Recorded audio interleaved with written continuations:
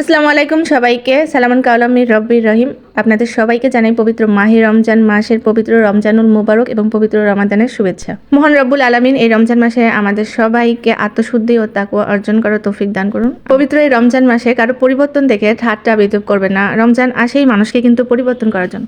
তো কাউকে আমরা যেন ছোট বা হেয় প্রতিপন্ন না করি, বরঞ্চ বছর ঘুরে রহমত মাগফিরাত আর নাজাতের সওগাত নিয়ে এসেছে এই পবিত্র মাহে রমজান।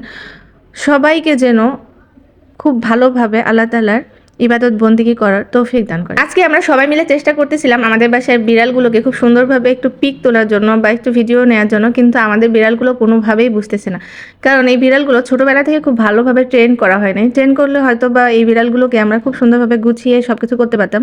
যেমন আমাদের আগের বিড়ালগুলো খুব ট্রেন্ডেড ছিল, আমরা যখনই ক্যামেরা অন করতাম তারা রেডি হয়ে যেত, একদম মানুষের বাচ্চার মতো সব কিছু বুঝতো। তো এগুলো একদমই বুঝতে যাচ্ছিল না। তারপর অনেক কষ্টে কিছু ফুটেজ নিয়েছিলাম। তো আজকে যেহেতু রাত্রে সেহরি খেতে হবে, সেই কারণে দুপুরের আমাদের আয়োজন ছিল খুবই কম। আমার মেয়ের খুব পছন্দ হচ্ছে আলু ভাজি, এবং তার আলু ভাজিটা হতে হবে একদম লাল লাল করে ভাজা। কোনো রকম এখানে মানে পানি অ্যাড করা হবে না, আস্তে আস্তে এই ভাজিটা হবে। আর খুব চিকন চিকন করে মামাপা কেটে দিয়েছে। এটা নিয়ে মামাপার একটা ভালো দক্ষতা আছে। আমি মনে করি যে ছোট আলু হোক আর বড় আলু হোক বা যে কোনো সবজি হোক, যদি তাকে কুচি করতে বলা হয় খুব সুন্দর করে কুচি করে। কিন্তু লাস্ট পর্যন্ত অতটা শেপ বোঝা যাচ্ছিল না, কারণ একদম আলুগুলোকে খুব মচমচে করে ভাজা হয়েছে।